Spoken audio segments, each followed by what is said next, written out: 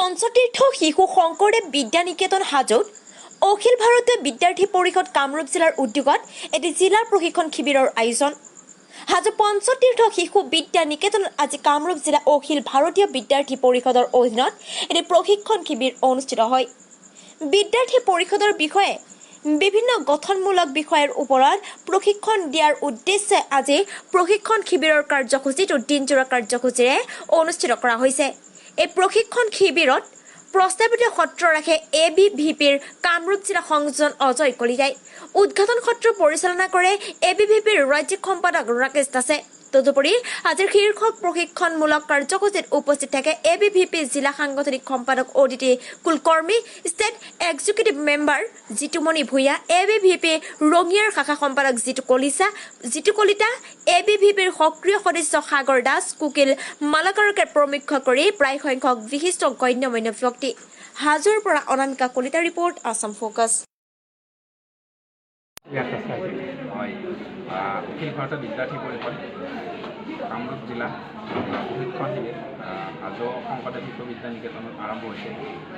ইয়াত প্ৰায় অখিল ভাৰতীয় বিদ্যাৰ্থী পৰিষদৰ আমাৰ কামৰূপ জিলাৰ 13টা শাখাৰ পৰা প্ৰায় 100জন ইয়াত উপস্থিত হৈছে আমাৰ প্ৰশিক্ষণ শিবিৰত। আৰু প্ৰশিক্ষণ শিবিৰতে বিদ্যাৰ্থী পৰিষদৰ বিভিন্ন শাখাৰ পৰা নতুন পুৰণি বিভিন্ন কাৰ্যকৰ্তা আহিছে। তেওঁলোকক ইয়াত বিদ্যাৰ্থী পৰিষদৰ বিষয়ে বিভিন্ন প্ৰশিক্ষণ দিয়া হ'ব বিদ্যাৰ্থী পৰিষদৰ সন্দৰ্ভত। আৰু ইয়াত আমাৰ বিদ্যাৰ্থী পৰিষদৰ যি প্ৰশিক্ষণ শিবিৰ আমাৰ শেষৰ সমাপন সত্ৰত আমাৰ অখিল ভাৰতীয় বিদ্যাৰ্থী পৰিষদৰ কামৰূপ জিলাৰ আমাৰ প্ৰতিটো শাখাৰ ঘোষণা হ'ব। শাখা সম্পাদক, শাখা সভাপতি, সমস্ত আমাৰ যি সদস্যবৃন্দ থাকে গোটেই শাখাবিলাক ঘোষণা হ'ব। আৰু আমাৰ অখিল ভাৰতীয় বিদ্যাৰ্থী পৰিষদৰ এই ৰাজ্যিক প্ৰশিক্ষণ শিবিৰ আছিলে 3, 4, 5 ছেপ্টেম্বৰত।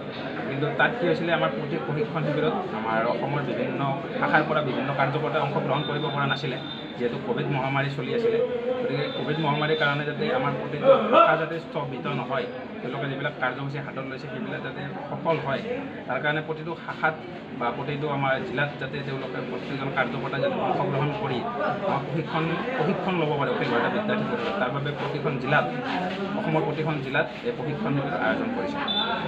আজি এইটো ক'ত কৰিছে? হাজোত আজি আমাৰ হাজো শংকৰদেৱ শিশু বিদ্যা নিকেতন দিনজোৰা কাৰ্যসূচীৰে আমাৰ ইয়াত 5টা সত্ৰ থাকিব।